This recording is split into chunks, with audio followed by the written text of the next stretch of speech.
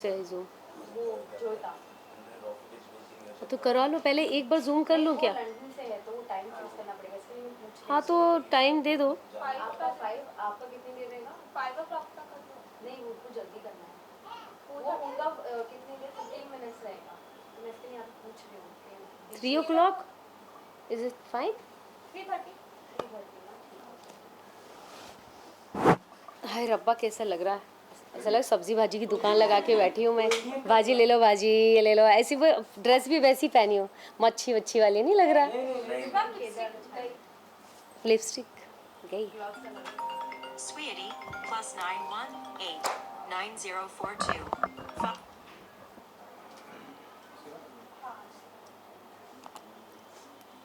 हाय हाय आ गया, ठीक है, साइलेंट कर दूँ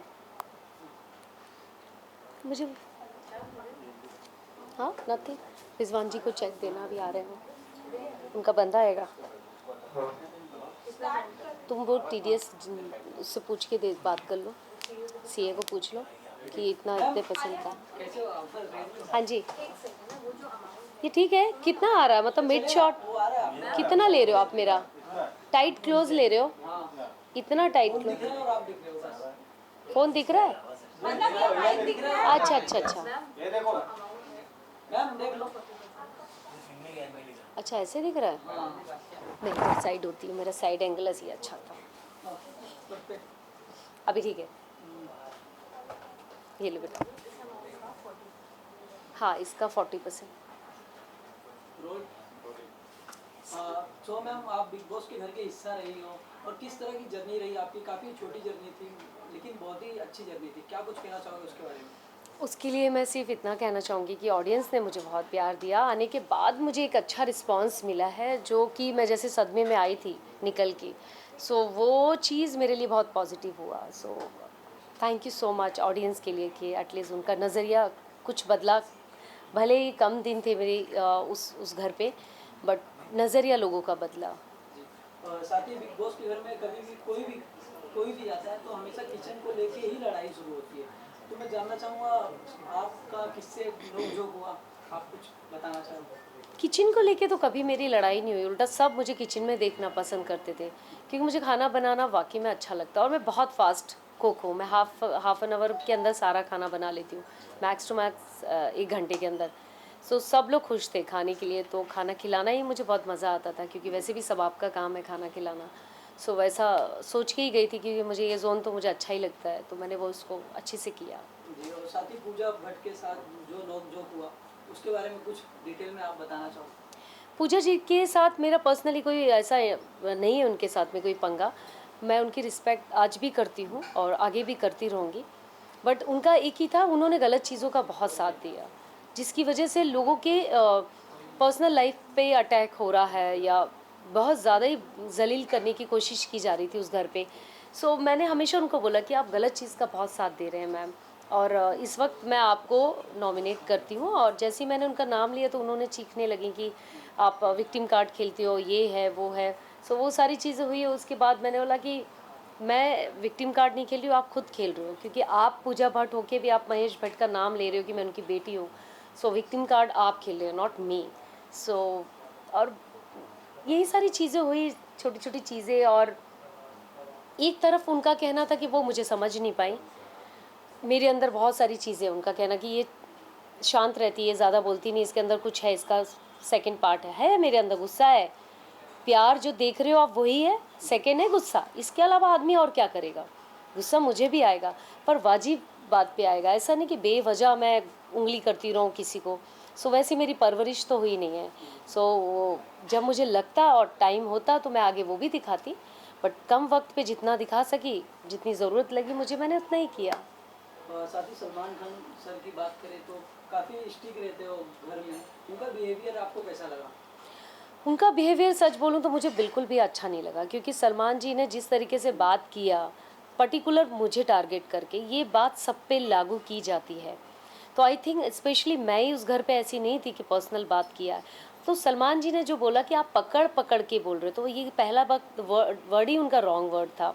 मैंने कभी किसी को पकड़ के नहीं बोला है, जो ऑडियंस भी देख रही है और ऑडियंस भी निकली है, बात करी है कि उन्होंने कभी नहीं बोला। मुझसे अभिषेक ने पूछा कि दीदी मुझे जानना आपके बारे में, तो मैंने उसको 5 से 6 मिनट में अपनी बात ख़त्म किया। उस 10-11 दिन में मैंने किसी से अपनी पर्सनल बात नहीं की, 1 या 2 बार ही किया होगा, और वो भी पकड़ के मैंने किसी को नहीं बताया। तो एक तो वो बुरा लगा, दूसरा ये बात सब पे लागू होती है, तो स्पेशली उन्होंने मुझे टारगेट किया।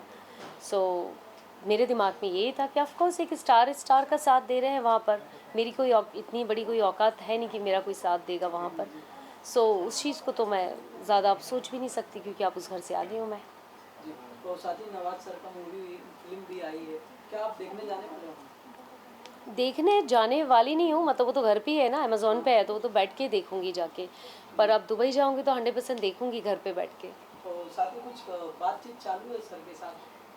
हाँ हाँ, बच्चों को लेके बात हो रही है, अभी भी मेरी सुबह बात हुई है, काम को लेके, बच्चों को लेके जो भी बात होती है हमारी।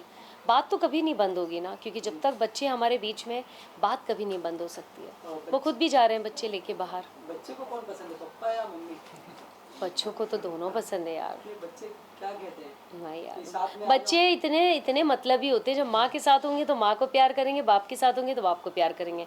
उनका प्यार इतना प्योर प्यार होता है कि वो जिसके जो दिखते पहले ना उसको ज़्यादा तवज्जो देते हैं। तो बच्चों के अंदर वो वाला दिमाग नहीं होता, कि नहीं हम तो दोनों से प्यार करते हैं।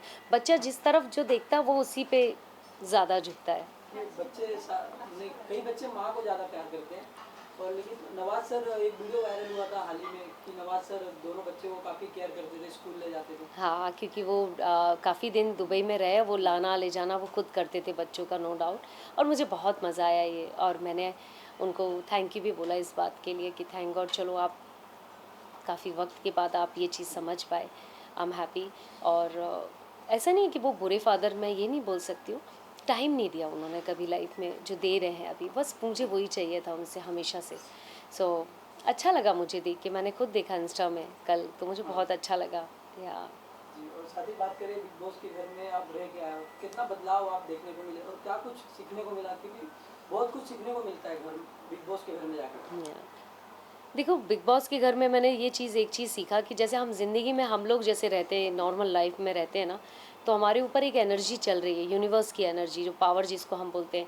तो परमात्मा हमको कोई ना कोई तकलीफ़ें देता है जीवन में, तो हम उस चीज़ को हम ले लेते, अरे यार हमने क्या तकलीफ़ थी, मतलब हमने ऐसा क्या बुरा किया जो हमें तकलीफ़ें मिली।